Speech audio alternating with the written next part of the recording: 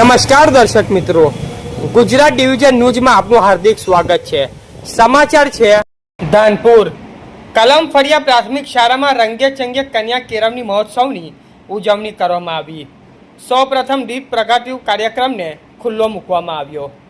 ધાનપુર તાલુકાની સજોઈ ગામના કલમ ફળિયા પ્રાથમિક શાળા ખાતે સરપંચ હરિચંદ્ર મોહનિયા, તાલુકા સભ્ય રાજુભાઈ મોહનિયા, માજી પ્રમુખ અભયસિંહ મોહનિયા, માજી પ્રમુખ પ્રદીપસિંહ મોહનિયા, સીઆરસી રાજુભાઈના અધ્યક્ષ સ્થાને શાળાના પ્રવેશ મેળવતા કન્યા કેળવણી મહોત્સવની ઉત્સાહભેર ઉજવણી કરવામાં આવી। ગુરુના ચરણોમાં પ્રથમવાર નમન કરી શાળામાં પ્રવેશ મેળવતા નાના નાના ભૂલકાઓ મુખ્ય મહેમાનો અને નાના ભૂલકાઓને મોં મીઠું કરી પાઠ્યપુસ્તક બેગ ભેટમાં આપવામાં આવી। કન્યા કેળવણીના મહોત્સવના કાર્યક્રમ દરમિયાન પાયાના શિક્ષકના મહત્વ અંગે ગ્રામજનો અને વાલીઓને માહિતગાર કરવામાં આવ્યા। દીકરીઓના શિક્ષણના મુખ્ય પ્રવાહ સાથે જોડવા માટે જાગૃતિ લાવવામાં અપીલ કરવામાં આવી।